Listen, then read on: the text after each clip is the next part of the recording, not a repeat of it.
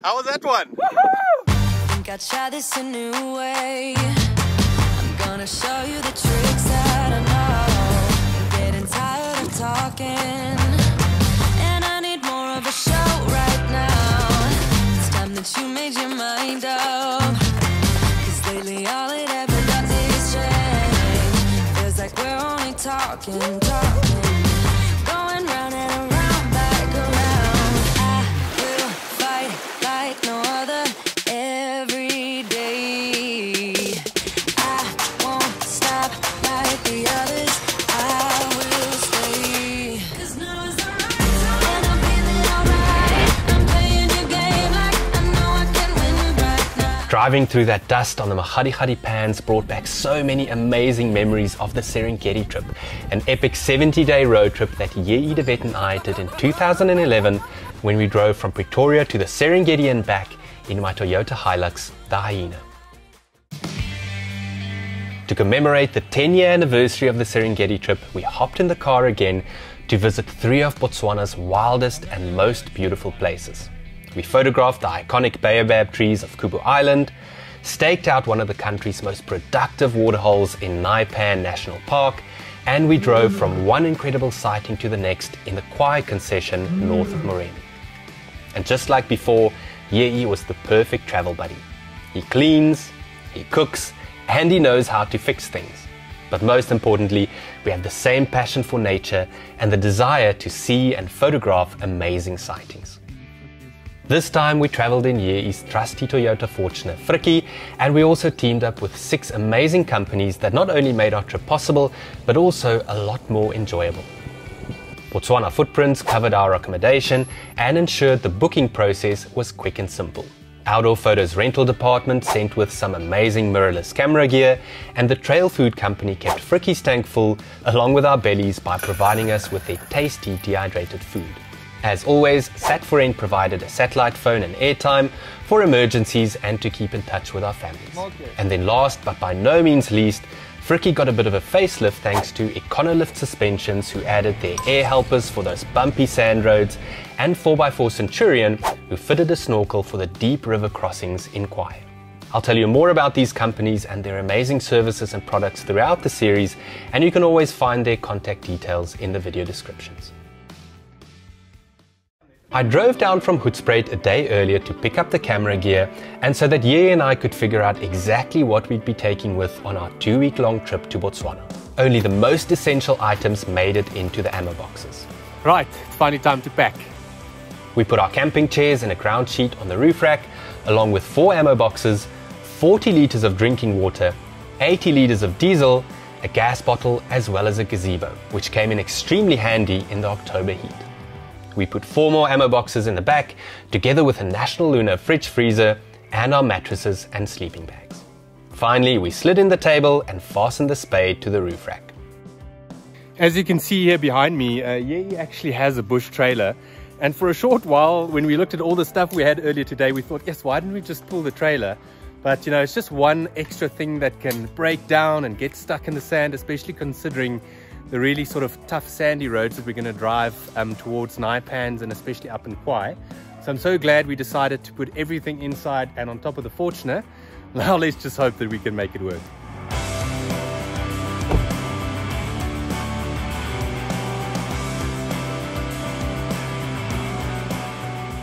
Here we go, pretty much packed, only clothes and camera gear tomorrow morning, and then we're off to Botswana.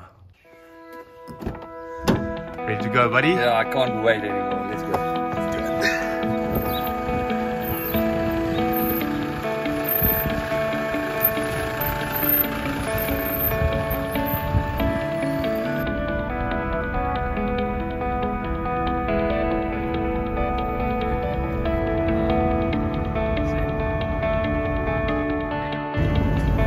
Road again.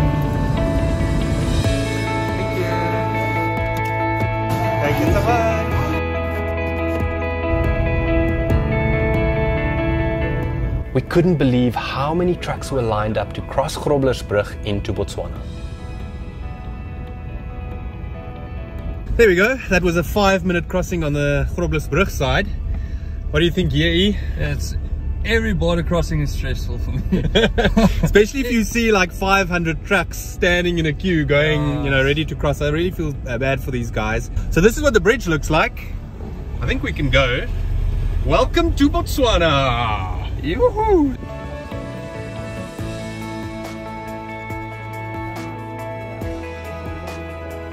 That was a little bit of a long one there in the queue for the vehicle stuff. But yeah, we're pretty much through Martin's Drift. Big stop at Khwai, and then we head for Malawi. So at the moment, there are quite a few restrictions on what we're allowed to and not allowed to bring in food-wise into Botswana. We couldn't bring in any meat, vegetables or dairy. So we've stopped here in Palapi before we go to Camarone Sanctuary to shop for these things at places like Spa and the Food Lovers Market. And we bought all our dry stuff back in South Africa. After buying all our groceries and filling up the jerry cans with diesel, we tackled the final stretch to Camarone Sanctuary.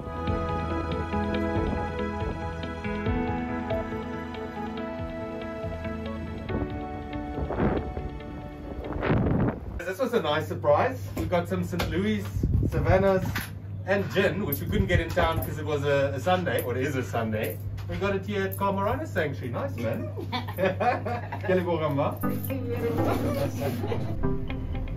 Because it's an easy day's drive from Gauteng, Camarone Sanctuary is one of Botswana's most popular self-drive stopovers. They've got a lovely large campsite with clean bathrooms and hot water. Each stand has a fire pit and braai stand, but no power. When you make your booking through Botswana Footprints, ask for stand number 9 if you're in a big group, or stand number 10 if you're just in 1 or 2 cars. Both have plenty of shade and are close to the ablution blocks. After stocking up with drinks and firewood, we headed straight to the campsite to pitch our tent. Mr. the Safari expert, just explain to us, to me and all our viewers, what is this?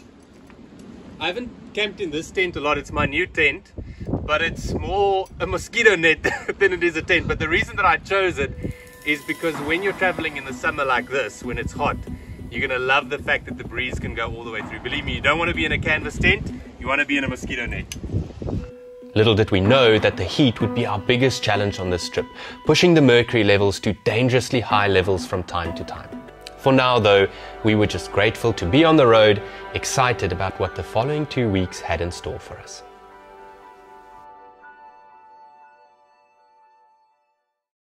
Yo, we had an incredibly windy first night here at Camarone Sanctuary. The wind just came up from nowhere late yesterday afternoon. We actually got to bed at about 7:30, so we had a very, very good sleep after yesterday's long drive. Just busy packing up now, and then we head to Kubu Island. It looks like we might have similar windy weather for the rest of the day, but luckily we've got 2 nights there, so hopefully we can get those shots of the stars that we've been hoping for.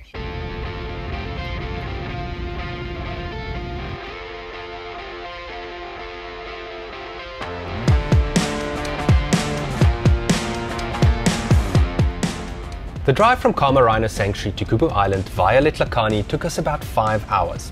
The first stretch is a decent tar road, along which we stopped to buy some firewood. Good thing too, because that was the last time we saw wood for sale for the rest of the day.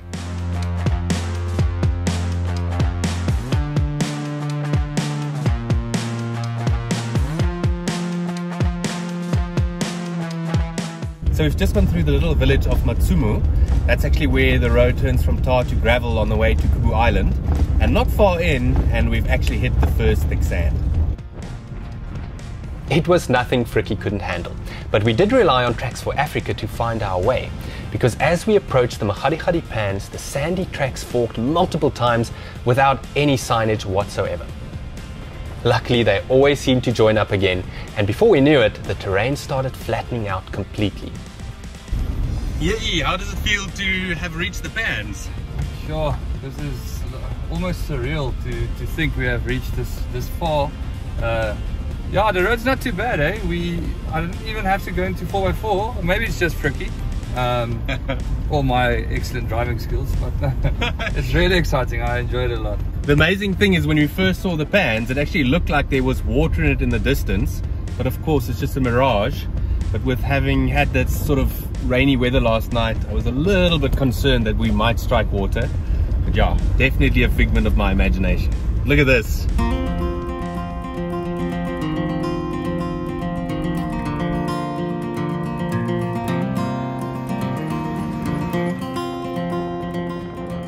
Makgadikgadi consists of a number of salt pans, the largest of which covers nearly 5,000 square kilometers.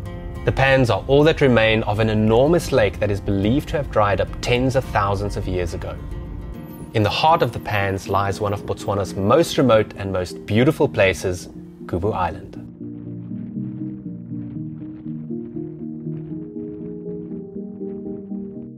Kubu Island is a relatively small rocky island surrounded by dry savanna on the one side and flat salt pans on the other. Its main attraction, however, is the iconic baobab trees that cover it, attracting photographers and nature lovers like ourselves from all over the world. We pulled into Kubu Island around midday, which is the perfect time because it allows you to pitch your tent precisely where there's the most shade during the heat of the day. And believe me, there's not much going around. If you're traveling between September and March, I strongly recommend that you bring a gazebo with. Kubu Island's rustic campsite has only 12 stands, most of which have a clean long drop close by. If you're going to book a specific stand, at least for a small group, go for number 4. It's not as uneven as most of the other stands, and at least it has one massive tree. Speaking of bookings, booking a self-drive camping trip to Botswana can be a real headache. If you've done this before, you know exactly what I'm talking about. It's not always clear who you should contact to book a specific campsite.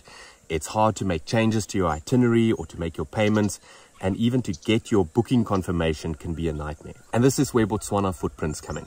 When I booked this trip, I literally sent one email with my ideal itinerary, and they then let me know what is available and made suggestions where it wasn't. Once we finalized the itinerary, they sent me a quotation and I made a single online payment safely with my credit card, and they then go and pay all the different camps and agencies and even Botswana parks on my behalf.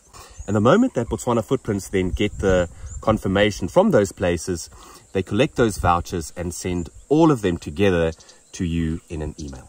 Now, all of this they do for a once-off booking fee, and that fee stays the same irrespective of how big or small your itinerary is. So when you're ready to book your next trip to Botswana, don't go through all those hassles of trying to book it yourself. Simply email Botswana Footprints and let them do it for you. I've added a link to their website in the description below.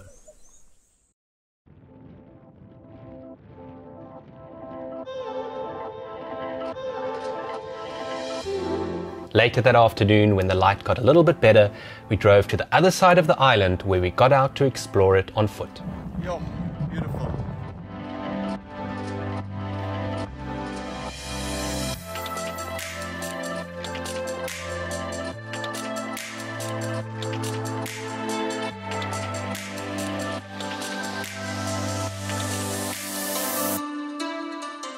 Seeing the baobabs of Kubu Island for the first time was a dream come true for me, and photographing them was even more amazing. I have to give a massive shout out to Mark Dumbleton, who not only inspired me with all his amazing landscape photographs on Instagram, but who also told us where the most iconic trees are and what the best ways are to light them up after dark. What's your first impressions of Kubu Island from a photography point of view?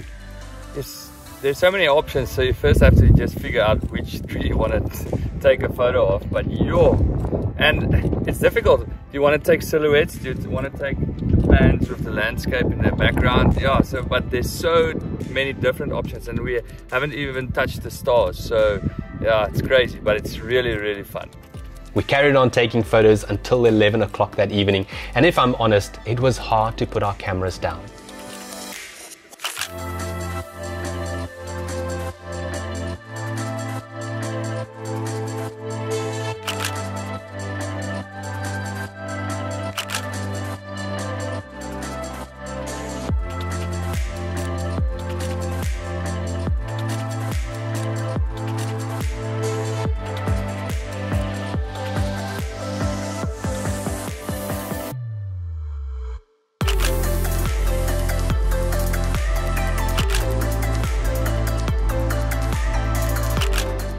I'll post a separate video with tips on how to take these kind of shots later, and once it's up, I'll add a link in the corner above.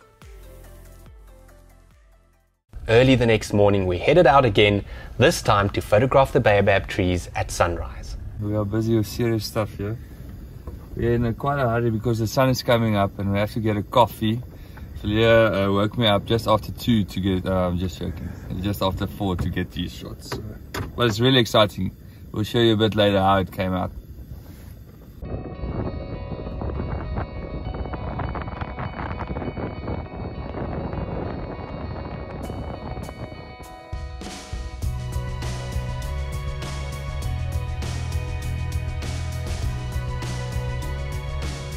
We both used rental gear from Outdoor Photo in Pretoria. I used a Canon R6 mirrorless camera with a Canon 15-35 f2.8 RF lens, and Yei a Canon EOS R mirrorless camera with a Canon 16-35 f4 lens.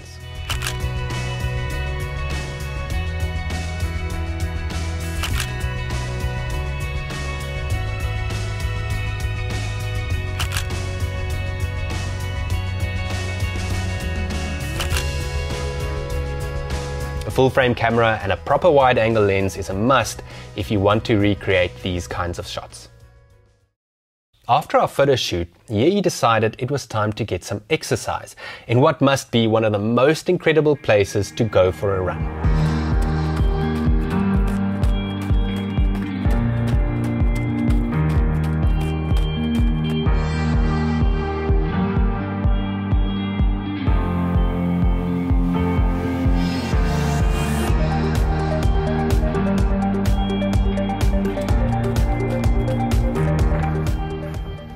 Can't believe he's going for a run. Crazy person. Check who's coming here.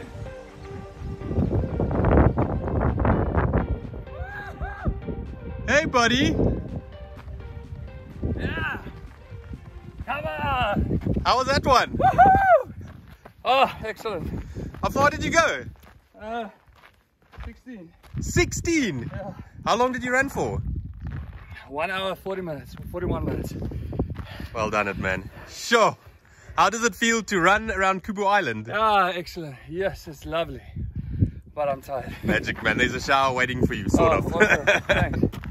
After that busy morning, we decided to take a nice long nap before we headed out again later that afternoon to grab an early dinner with a spectacular view. And this is where the trail food company's packages of dehydrated food came in very handy. So Yei and I were up until 11 o'clock last night photographing baobab trees. In fact, we were hopping around on these very rocks, and then we did the same this morning at 4:15. So our sleeping routine is completely disrupted and we slept for most of the day. It's probably about 5:30 now, and we've got a beautiful view. And this is what I love so much about this trail food. It's giving us the opportunity to eat a gourmet meal without all that preparation that you would have to do if you cook it yourself in camp.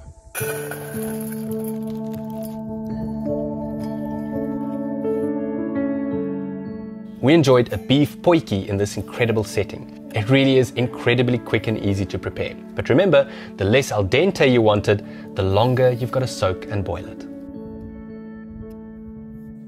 Cheers, man. Cheers. Thanks. To Kubu Island, eh? Ah, yes. Yo, what an amazing place. Majestical. I think that's the right word. Yeah, everybody's got to see this place, eh? It's something you can't put into words. You have to experience it yourself. When you clean the pan, then you know it's good.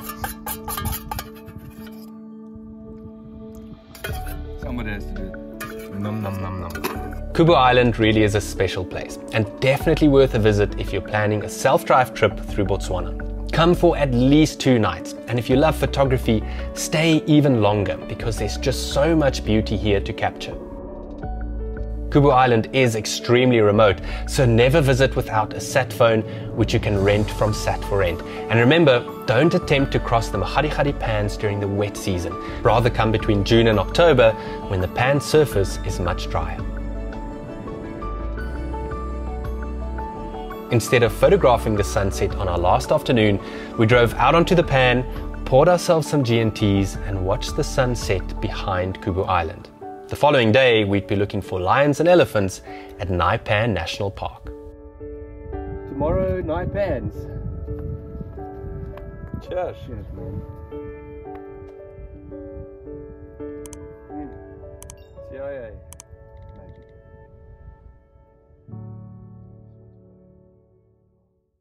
In the next episode, we drive some of the prettiest, dustiest and bumpiest roads in the whole of Botswana. We nearly get cooked alive, and we add an extra day at South Camp because the game viewing around the local waterhole was out of this world.